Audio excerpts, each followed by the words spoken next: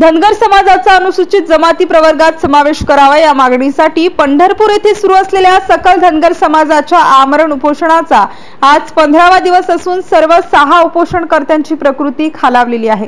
अजूनही शासनाकडून कोणतेच ठोस पाऊल न उचलल्याने सोमवारी राज्यभरात ठिकठिकाणी धनगर समाजाकडून रास्ता रोको आंदोलन करण्यात येत आहे। बुलढाणा जिल्ह्यातही शेगावातही छत्रपती शिवाजी महाराज चौकात रास्ता रोको आंदोलन करण्यात आले। यावेळी धनगर समाज बांधव मोठ्या संख्येने उपस्थित होते। MCN न्यूज मराठी करिता रवी शेगोकार, शेगाव।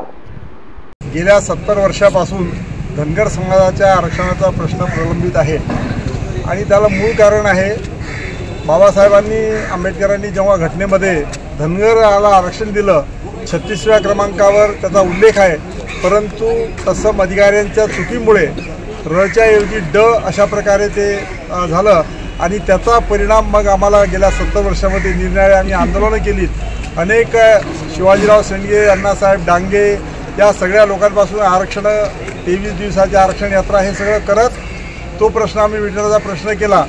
आणि आता जेव्हा कोर्टामध्ये एक सर्वे झाला, सर्वेमध्ये असा आला आहे की बा महाराष्ट्रामध्ये फक्त खिल्लारे नावाचं एक कुटुंब आहे तेच फक्त धनगर आहेत, अन्य सगळा समाज जो आहे तो धनगरच आहे। त्याच्यामुळे त्या खिल्लारी कुटुंबियांनी सुद्धा आता लिहून दिलं आहे की आम्ही धनगरच आहोत, धनगर आम्ही चुकीने केलेलं आहे आमच्या फायद्याकरता।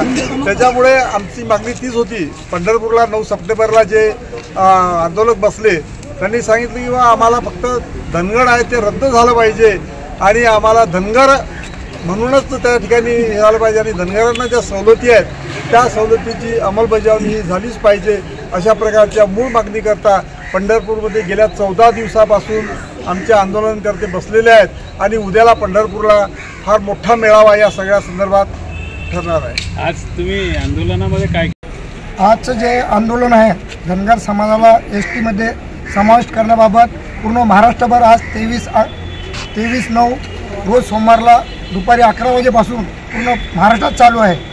धनगर समाज हा अनुसूचित जातीमध्ये समाविष्ट करण्यात यावा याची अंमलबजावणी करण्यात यावी याकरता पूर्ण महाराष्ट्रभर धनगर समाजाचा रस्ता रोको आंदोलन आहे।